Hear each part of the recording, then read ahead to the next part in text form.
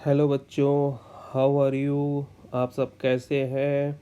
और बहुत लंबे समय के बाद ये मौका मिला है कि आप लोगों के साथ हम इंटरेक्ट करें और आप लोगों से बात करें। बच्चों, अभी हम यूट्यूब चैनल पर अपने वीडियो अपलोड कर रहे हैं। हमने एक ब्लॉग बना रखा है जहाँ पर हम अपने वीडियोस को डाल देते हैं। मेरे 10th और 12th के वीडियोस आपको वहाँ अवेलेबल हैं। और from today onwards I am starting teaching chemistry for class 11th also, because your examination has been completed। आपने अटेंड कर लिया है, you are waiting for the result. लेकिन जो पूरे विश्व में जो अभी कोरोना का वैश्विक महामारी चल रहा है उसके बारे में सभी लोग चिंतित हैं और लॉकडाउन चल रहा है पूरे देश में। ऐसे इस घड़ी में हम अपनी पढ़ाई के प्रति, अपने फ्यूचर प्लान के बारे में सोचने का आपको एक अच्छा मौका मिला है। You should discuss with your family members, your parents, that what is your goal and in which field you should proceed to do some better work to achieve some post and established in your life। बच्चों, यही वक्त है इसकी जब आप बैठकर सोच समझकर अपने भविष्य के बारे में एक अच्छी प्लानिंग करिए। और हमें लगता है कि इससे अच्छा मौका आपको कभी नहीं मिलेगा। And besides we are also starting the syllabus, जो मैंने आपको पीडीएफ के रूप में पहले ही भेज दिया है कि आपका सिलेबस क्या है, और आप सब ने उसको देख लिया होगा आई होप। एंड मैं ये समझता हूँ कि the responsibility at this time to all of us is to make aware about the corona virus, how does it spreads in society to each and every one. सबको एक दूसरे से aware करें, सोशल डिस्टेंसिंग के बारे में बताएं, mask का इम्पॉर्टेंस बताएं, हैंड वॉशिंग के बारे में बताएं। बच्चों, ये रिस्पॉन्सिबिलिटी आपको अपने कंधे पर लेनी है। अपने परिवार के सदस्यों को, अपनी सोसाइटी में सब कुछ विथ सोशल डिस्टेंस मेंटेन रखते हुए, अगर कहीं आपको कुछ ऐसा लगता है कि लोगों को जागरूक बनाना है तो अपने को सेफ रखते हुए, अपने सेफ्टी मेजर्स को ध्यान में रखते हुए ये काम आप भी कर सकते हैं। और घर पे बैठे बैठे अब आप अपने फ्यूचर के बारे में जो प्लानिंग कर रहे हो, अपनी पढ़ाई के बारे में जो प्लानिंग कर रहे हो, उसके लिए आप आगे बढ़े। And through the platform, online teaching platform, we are doing our most sincere efforts that our children should learn from their home। उनके जो सिलेबस है वो टाइम टू टाइम हम आगे बढ़ाते रहें। आपका भी सिलेबस अब हम स्टार्ट करने जा रहे हैं केमिस्ट्री में। आज का ये जो हमारा सेशन होगा वो इंट्रोडक्टरी सेशन है। मैं आपको सबसे पहले ये बता दूं कि आज के सेशन में मैं केमिस्ट्री के बहुत कोई किसी विशेष टॉपिक के ऊपर डिस्कस नहीं करने जा रहा। स्पेशली आज मैं डिस्कस करूँगा केमिस्ट्री का जो हिस्ट्री है, वो डेवलपमेंट हिस्ट्री जो है वो कैसे है, इसका इम्पोर्टेंस हमारे डे टू डे लाइफ में क्या है, एंड इस फील्ड में स्कोप क्या है। 12th के बाद हमें क्या करना चाहिए, मैं इस वीडियोस के लास्ट में आपसे डिस्कस शेयर करूँगा, अपने व्यूज़ शेयर करूँगा। और मैं तो कोई प्रोफेशनल कैरियर काउंसलर हूँ नहीं, but I will try my best. मैं आपको कुछ क्लिप्स के थ्रू एक तरीके से आपके सामने पिक्चर डालूँगा कि आप अपने फ्यूचर के बारे में सोच सकें।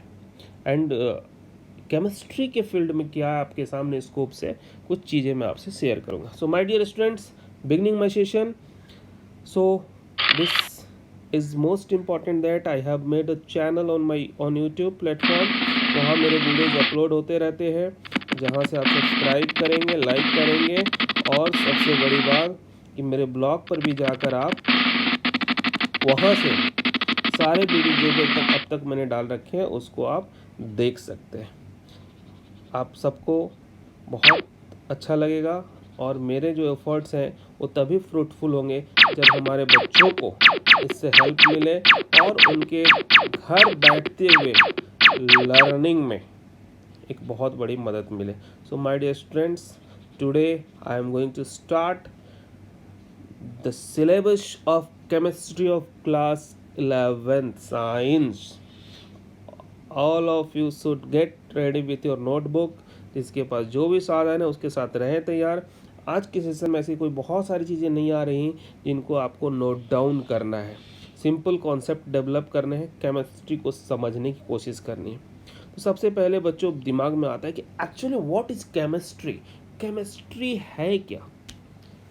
अलग अलग तरीके से आप इसको डिफाइन कर सकते हो, लेकिन अगर सिंपल वे में अगर हम समझने की कोशिश करें तो एक्चुअल में बच्चों देखो, ये जो पूरा यूनिवर्स है, अगर हम इस यूनिवर्स की बात करें तो ऑब्वियसली इस यूनिवर्स में दो चीज़ें हैं, एक तरफ मैटर है और दूसरी तरफ एनर्जी है।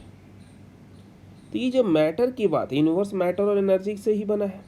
जो मैटर के बारे में, अब मैटर के बारे में अब क्या पढ़ोगे कि इसका कंपोजिशन क्या है, और क्या पढ़ेंगे आप, स्ट्रक्चर क्या है, और क्या पढ़ोगे आप, प्रॉपर्टीज क्या है, और क्या पढ़ेंगे आप, चेंजेस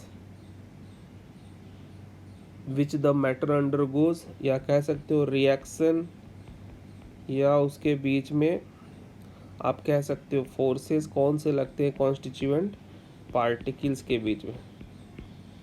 तो बच्चों मैटर यानी यूनिवर्स का एक पार्ट जो मैटर है, जिसके बारे में आप branch of science which deals with the study of, ध्यान से सुनो बच्चों, branch of science which deals with the study of composition, structure and properties of matter and the changes which the matter undergoes under different condition and the laws which govern the changes is called chemistry। ये complete definition है। Chemistry में बच्चों actually हम पढ़ते हैं कि हमारा जो मैटर है उस मैटर का कंपोजिशन मीन्स कॉन्स्टिट्यूएंट पार्टिकल्स, किससे वो बना है, ऑब्वियसली एटम्स, मॉलिक्यूल,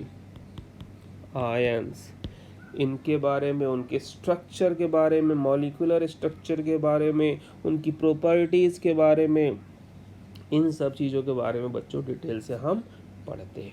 तो ये तो हमारा एक केमिस्ट्री को डिफाइन करने का तरीका हो सकता है। कुछ पॉइंट्स के थ्रू हमने यहाँ आपको बताया है कि मैटर के बारे में स्टडी करते हैं, जिसके ऊपर हम अंडर टिक मार्क में कर रहा हूँ, underline already I have done it. Properties of the substance के बारे में स्टडी करते हैं। We study about, we focus about the properties of atoms, ion and molecules, उनसे कैसे एलिमेंट्स और कंपाउंड्स का फॉर्मेशन होता है उसके बारे में पढ़ते हैं। और केमिकल स्पीसीज किस तरीके से, chemical species means atoms, ions and molecules, how they interact with each other through chemical bonds. ये तो डिफरेंट पॉइंट्स हो गए जो कि एक तरीके से बच्चों केमिस्ट्री के डेफिनेशन को क्लैरिफाई करता है। और इन सब के बीच हम ये जानते हैं कि केमिस्ट्री को डिफाइन अलग अलग तरीके से किया जा सकता है, और केमिस्ट्री मैटर और एनर्जी के बीच के इंटरैक्शन के बारे में भी स्टडी कराता है। और रोल्ड हॉफमैन ने डिफाइन किया केमिस्ट्री को, is the science of molecules and their transformation. It is the science not so much of the 100 elements but of the infinite variety of molecules। बच्चों आपको मालूम है जब आप इंग्लिश पढ़ते हो लैंग्वेज तो देयर आर 26 अल्फ़ाबेट्स, उनसे वर्ड्स बनते हैं। हिंदी में वर्णमाला से शब्दों का भंडार बन जाता है। In mathematics from those 10 digits you can make a lot of infinite numbers. In the same way in science, specially जब आप चाहे लिविंग बींग्स की बात करो, नॉन लिविंग थिंग्स की बात करो, there is one point, this all the things are made up of elements and the number of elements is fixed. इन्हीं सीमित 118 एलिमेंट से आपका पूरी सृष्टि की रचना हो जाती है बच्चों। तो सोचो जरा सा कि हम अगर केमिस्ट्री पढ़ रहे हैं तो वास्तव में इस यूनिवर्स के लिविंग नॉन लिविंग थिंग्स के बारे में पढ़ रहे हैं। हमारी जो स्टडी है वो इनके बारे में है, और वो सबसे बेसिक लेवल पर है। सोचने वाली बात है कि हम सबसे बेसिक लेवल की बात करते हैं। आप बायोलॉजी में, साइंस बायोलॉजी में जब पढ़ते हो सेल्स के बारे में, तो हम सेल्स के फॉर्मेशन के बारे में जब बात करते हैं कि वो एटम मॉलिक्यूल से बना होता है, उसके अंदर का प्रोटोप्लाज्म क्या है, न्यूट्रिएंट्स है, कार्बोहाइड्रेट है, फैट है, प्रोटीन है। कार्बोहाइड्रेट क्या है, कार्बन है, हाइड्रोजन है, ऑक्सीजन है। तो बच्चों ये क्या है, एक्चुअल में केमिस्ट्री की स्टडी अपने आप में लिविंग नॉन लिविंग के बारे में स्टडी करना है। और आप जानते हो science is considered as a continuous human effort to systematize knowledge, to describe and understand nature. Nature को समझने के लिए, उसको डिस्क्राइब करने के लिए जो सिस्टमेटिक एफर्ट ह्यूमन बीइंग ने किया, दैट इज साइंस। तो केमिस्ट्री का भी तो अपना एक एफर्ट होता है कि वास्तव में हम केमिस्ट्री में क्या पढ़ेंगे। किसी भी साइंस के जो डिफरेंट फील्ड्स बने, उसमें एक एरिया, एक दायरा फिक्स किया गया। तो माय डियर स्टूडेंट्स, एक आपको यहाँ पे मैं इस स्लाइड्स में पिक्चर्स दिखा रहा हूँ ऐसे साइंटिस्ट के जिन्होंने एफर्ट्स किए हैं इस फील्ड में, बहुत सारे काम किए, जैसे जॉन डाल्टन, एटॉमिक थ्योरी आपने इनका पढ़ रखा है। हम्फ्री डवे है, ये आपको है जैकब बर्जीलियस, जो आप केमिकल फार्मूला लिखना जानते हो, इसके बारे में आपने पढ़ रखा है, वो नोटेशन इन्होंने दिया था सबसे पहले। फिर आपके हैं लेवुजियर है। तो ये बच्चों एक तरीके से देखा जाए तो आपका जो केमिस्ट्री आज के टाइम में, मॉडर्न टाइम में डेवलप्ड केमिस्ट्री है, मॉडर्न केमिस्ट्री है, एक्चुअली इसकी डेवलपमेंट हिस्ट्री तो बहुत पुरानी है। और अगर आप इसके डेवलपमेंट हिस्ट्री की बात करो तो बच्चों आपको एक चीज़ मैं बता दूं कि इसके डेवलपमेंट की जो चर्चा हम करते हैं वो आज से नहीं है, बल्कि मिडिल एज से है। मिडिल एज में उस समय आपने पढ़ा होगा कि या आपको अगर हिस्ट्री पढ़ना का इंटरेस्ट होता होगा तो आपने पढ़ा होगा एक फिलोसफर्स स्टोन जिसको हम पारस बोलते हैं। ऐसा माना जाता था कि पारस जो है विच वुड कन्वर्ट ऑल बेसर मेटल्स, आयरन और कॉपर जैसे मेटल को वो गोल्ड में कन्वर्ट कर देता है। या एलिक्सर ऑफ लाइफ, यानी कि ऐसे ऐसे हमको मेडिसिन्स बनाए गए, स्वीट सब्सटेंसेस बनाई गई, जिनका यूटिलाइजेशन करके, स्वीट फ्लेवर्ड लिक्विड का यूज़ करके मेडिकल पर्पस से हम अपनी लाइफ को क्योर कर सकते थे इलनेस से, डिजीज़ से। तो ये सारे एफर्ट्स जो भी किए गए साइंस के फील्ड में, ये आज से नहीं है, बल्कि एक बहुत पहले से चला आ रहा है, एंशिएंट टाइम से चला आ रहा है। और मैं आपको बता दूं कि chemistry developed mainly in the form of alchemy and electrochemistry during 13th and 1600 CE। CE मतलब सेंचुरी यूरोप। बच्चों उस समय केमिस्ट्री का जो डेवलपमेंट हुआ था एल्केमी के रूप में। एल्केमी का मतलब क्या है, जिस science that used in the middle age with the goal of changing ordinary metal into gold. जब मेटल्स को गोल्ड के रूप में कन्वर्ट किया जाता था उस समय एल्केमी। कहीं ना कहीं अगर आप बच्चों इस चीज़ को देखो, समझ जाओगे कि हमारे मॉडर्न केमिस्ट्री का रूप पहले से ही चला आ रहा है, वो हमारे कल्चर में पहले से है, अलग अलग नाम से है। आप अगर एंशिएंट इंडिया की बात करो तो केमिस्ट्री वाज कॉल्ड रसायन शास्त्र, रस tantra, it another name was रास क्रिया और रास विद्या। अब इन सब में क्या पढ़ते थे, ये रसायन शास्त्र क्या इंक्लूड करता था, it includes metallurgy, medicine, manufacture of cosmetics, glass, dyes. तो ये सब सारी चीज़ें बच्चों के आज आप नहीं पढ़ते। आप मेटलर्जी, एक्सट्रैक्शन ऑफ मेटल नहीं पढ़ते, आप 10th में पढ़ा आपने, ग्लास के बारे में पढ़ते। क्या ये आज का नया कॉन्सेप्ट नहीं, बहुत पहले से चला आ रहा है। और archaeological findings had shown that baked bricks, जो मोहनजादड़ो, सिंध, हड़प्पा की संस्कृति होती थी, उसमें जो बेक्ड ब्रिक्स होते थे उसमें उसका जो कंस्ट्रक्शन होता था उसमें आपको अर्लीस्ट केमिकल प्रोसेस का यूज़ किया गया है। वहाँ पे materials were mixed, moulded and subjected to heat by using fire to achieve desirable qualities. तो कहीं ना कहीं हम बहुत पहले से इन सब चीज़ों को करते आ रहे हैं, लेकिन आज जो समय है उसमें हमने इसको एक नया रूप दे दिया है। केमिस्ट्री अपने आप में सारे सब्जेक्ट से रिलेटेड है। और बेसिकली बच्चों देखो, साइंस को 3 प्राइमरी कैटेगरीज में डिवाइड किया जाता है। एक फॉर्मल साइंस है जिसमें हम लैंग्वेज, डिसिप्लिन और कंसर्न ऑफ साइंस पढ़ते हैं, जिसमें आपको मैथमेटिक्स आता है। नेचुरल साइंस में केमिस्ट्री, फिजिक्स और बायोलॉजी की बात करते हैं। एंड सोशल साइंस में आप साइकोलॉजी, सोशियोलॉजी एंड इकोनॉमिक्स की बात करते हैं। तो बच्चों ये सब चीज़ें बहुत कुछ लिखने की ज़रूरत नहीं है, there is no need to make write all these points in your notebook, just it is a introduction before you. ये आप ये समझ लो कि हम जिस सब्जेक्ट को पढ़ने जा रहे हैं वो सब्जेक्ट एक्चुअल में एक कोई नया सब्जेक्ट नहीं है, बल्कि it is a very interesting subject and आपको इसमें मन लगाकर पढ़ना है। मैं आप सबसे ये रिक्वेस्ट करूँगा, किसी भी सब्जेक्ट के प्रति हमारे दिमाग में पहले से एक सोच नहीं बननी चाहिए, यार ये बहुत डिफ़िकल्ट होगा और मैं शायद इसमें ना कर पाऊँ। Efforts, continuous efforts, sincere efforts can generate your strength, can enhance your potential in each and every subject। और आप लोगों ने ऐसा करके दिखाया है, आप ऐसा करते हो, बस अपने उस पोटेंशियल को पकड़ना है, समझना है। If you have some dream in your life, you want to fulfill it and you want to achieve it in your life, then please and please come with true and honest hard work। आप सामने से आइए, करिए, आपको success मिलेगा।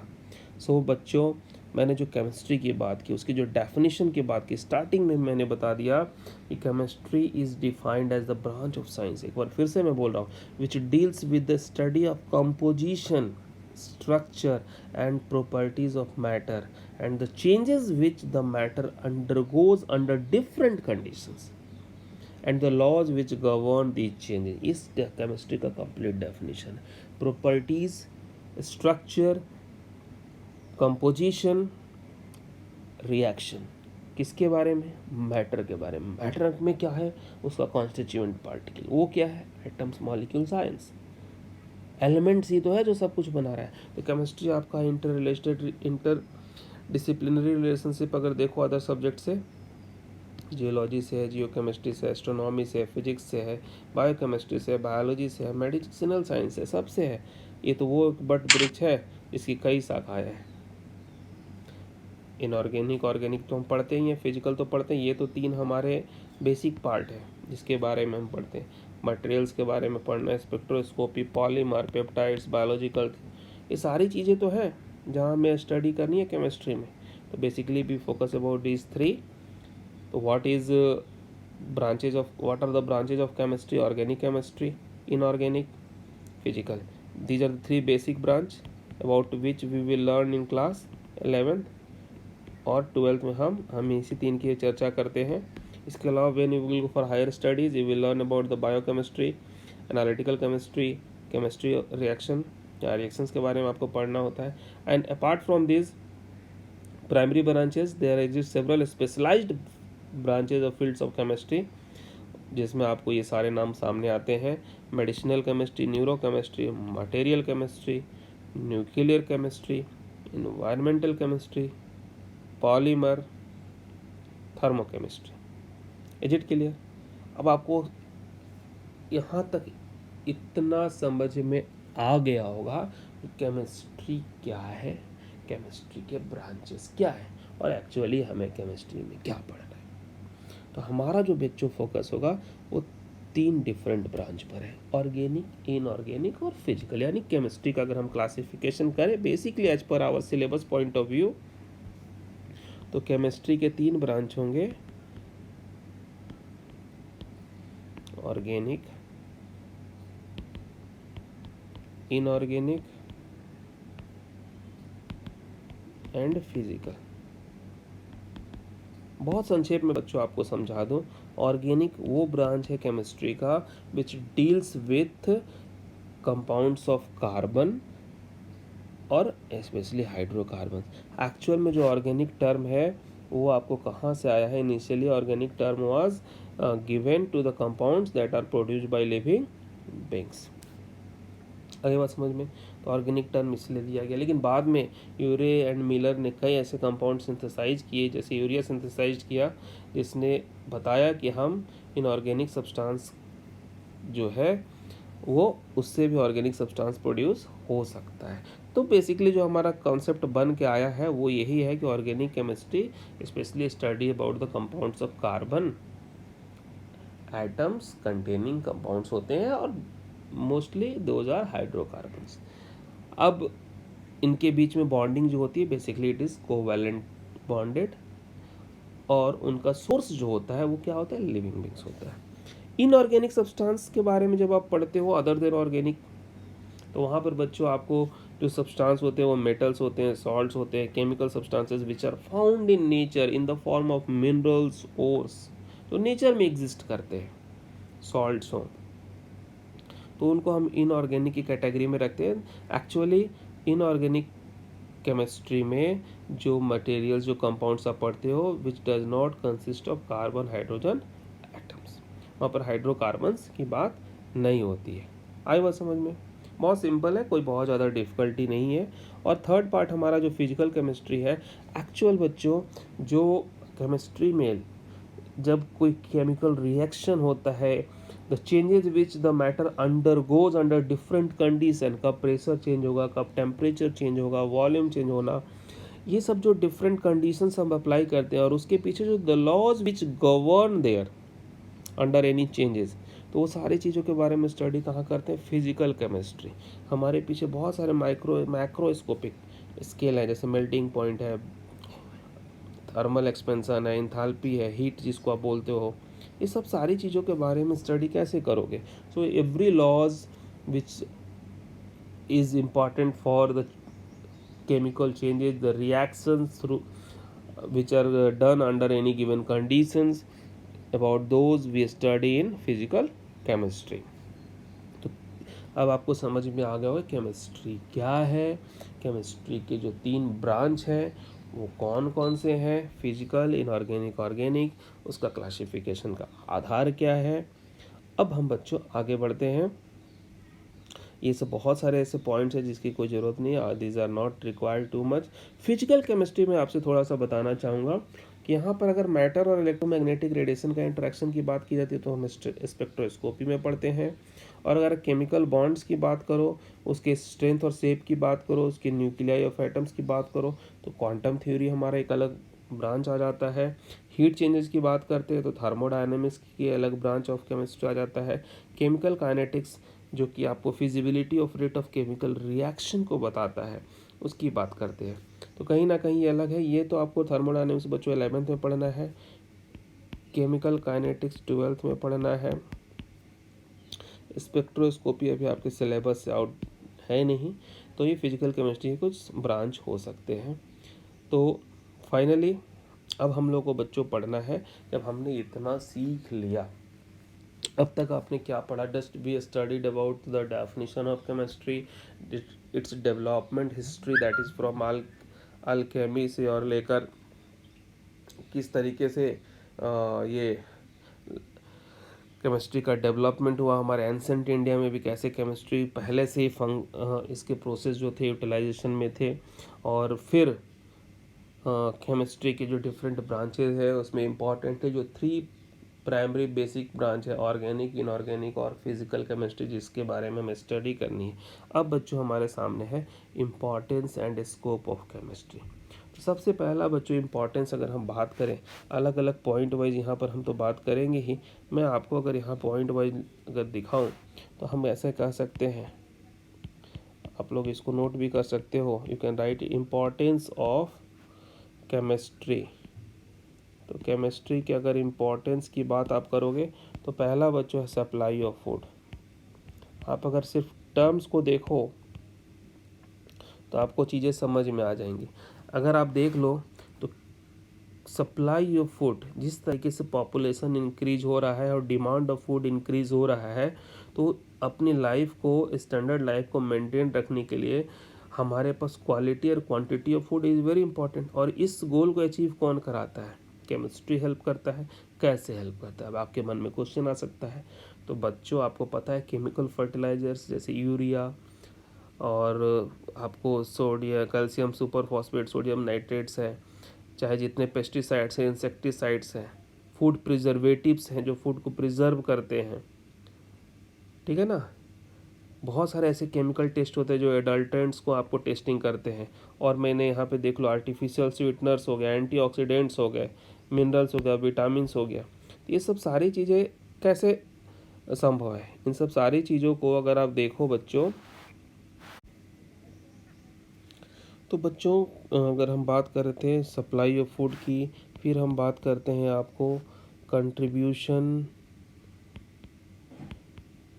Contribution to better health. अगर आप health की बात करो तो आप यहाँ पर क्या कह सकते हो, जैसे एनाल्जेसिक है, एनेस्थेटिक है, मेडिसिन्स है। आपके बुक में दिया हुआ है कि AZT एक मेडिसिन है जिसको हम बोलते हैं एजिडोथाइमाइडिन, जिसका आजकल यूज एड्स विक्टिम्स के लिए होता है।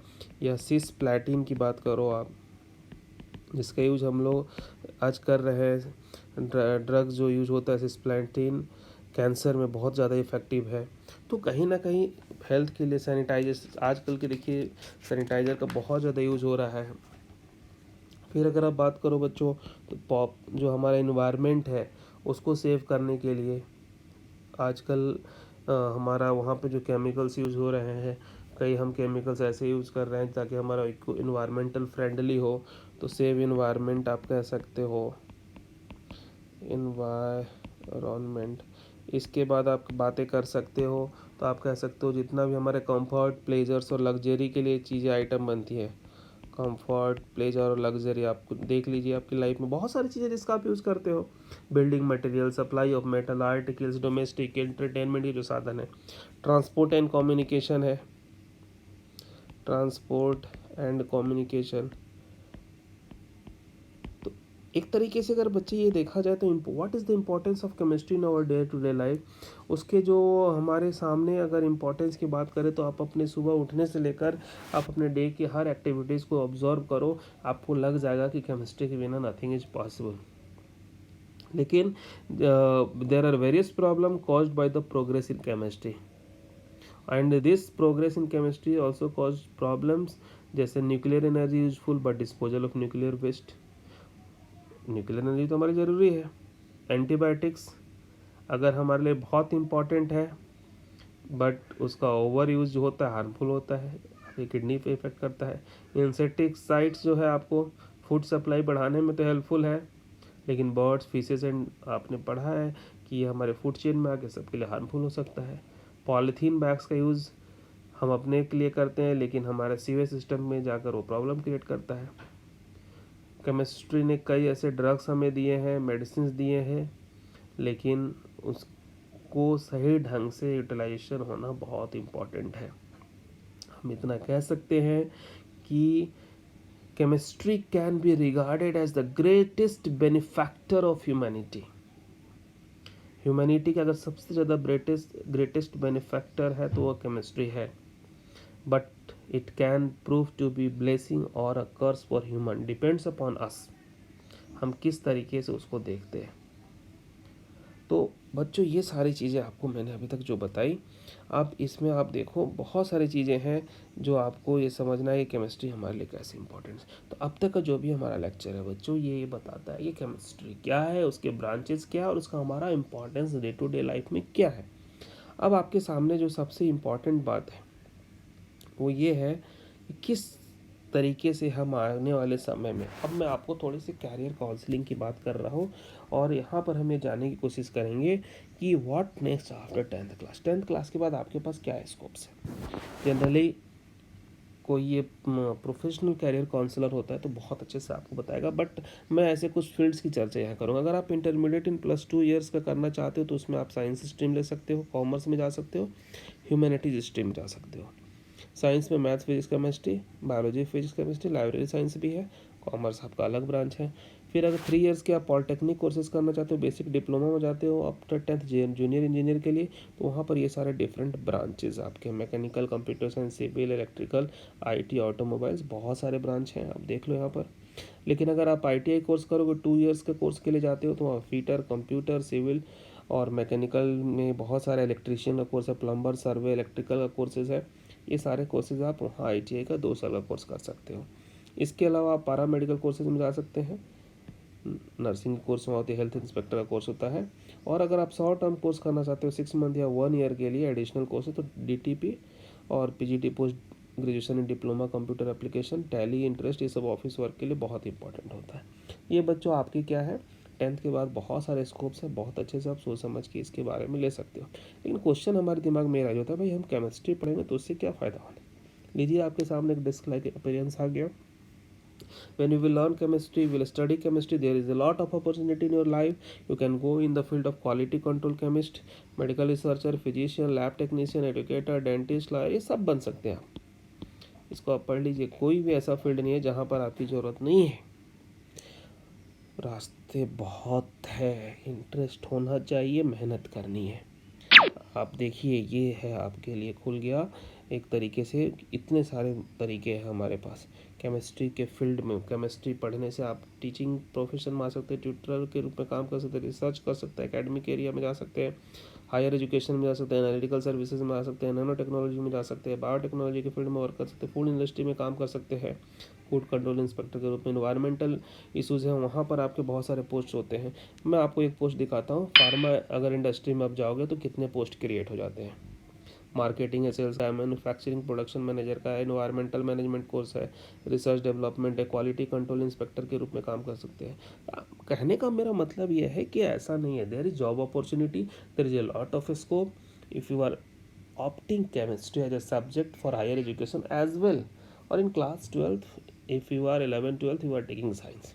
तो बच्चों इंटरेस्ट रखना चाहिए, डरना नहीं है, घबराना नहीं है कि ये मेरे लिए डिफ़िकल्ट होगा। हिम्मत रखनी है। You have to see your own potential, be honest. आने वाले 2-4 साल आपके जीवन की दशा और दिशा तय कर देंगे आप लाइफ में क्या करोगे। तो आप सब अपने को बहुत रेडी रखिए कि हम बहुत कठिन परिश्रम करेंगे और हमारे जो एफर्ट्स हैं उसके अकॉर्डिंग आप और आगे जाने के लिए अपने आप को तैयार रखोगे। Thanks for watching my videos and from next videos I will start my formal session. अब मैं आपके टॉपिक पे आ जाऊंगा। जो भी मुझे पढ़ाना है वो सारे टॉपिक्स में आपको पढ़ाऊंगा to the point as per NCERT syllabus. आज का मेरा जो मोटिव था वो यही था कि आपको केमिस्ट्री की जो डेवलपमेंट हिस्ट्री है, उसके डेफिनेशन है, उसकी ब्रांचेज हैं, उसका इम्पोर्टेंस टू डे लाइफ है और इस फील्ड में क्या स्कोप है, इतनी चीज़ें आपको क्लियर हो जाए। और आई होप आप सबको अच्छा लगा होगा। और अगर अच्छा लगा है तो मेरे वीडियोस को ज़रूर लाइक करें, शेयर करें और चैनल को ज़रूर सब्सक्राइब करो। मेरा जो ब्लॉग क्रिएट किया है उस ब्लॉग्स पर जाके आप अपडेटेड वीडियोस देख सकते हैं। Time to time I will upload my videos there.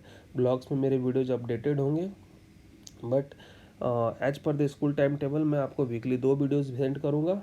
सो जो टाइम टेबल है उसको फॉलो अप करना है इंस्ट्रक्शन को, क्योंकि नेट की जो फैसिलिटीज़ होती है, बहुत सारे बच्चों की इंक्वायरी आती है कि सर एक दिन में हम इतने सारे वीडियोस नहीं देख पा रहे हैं। तो हम लोग को जो टाइम टेबल मेंटेन करना है उसके अकॉर्डिंग ही होगा। बट जो बच्चे देखना चाहते हैं वो ब्लॉग पे जाके यूट्यूब चैनल को सब्सक्राइब करके देख सकते हैं। Hoping that it is a fruitful session and all of you will surely get a lot of knowledge। कम से कम आपको केमिस्ट्री के बारे में जानकारी जो मिली उससे आपको आने वाले समय में अच्छा इंटरेस्ट क्रिएट होगा। एक बार मैं फिर से बोलना चाहता हूँ, किसी भी पर्टिकुलर सब्जेक्ट के विषय में अपने मन में प्रायर डर ना बैठा है। कोई भी सब्जेक्ट कठिन नहीं है, आप मेहनत करो, आपके साथ हम खड़े हैं। It is your duty, your responsibility to do hard work. I am always here to help you. Thank you. Have a nice day. Stay at your home. Be safe. Thank you once again.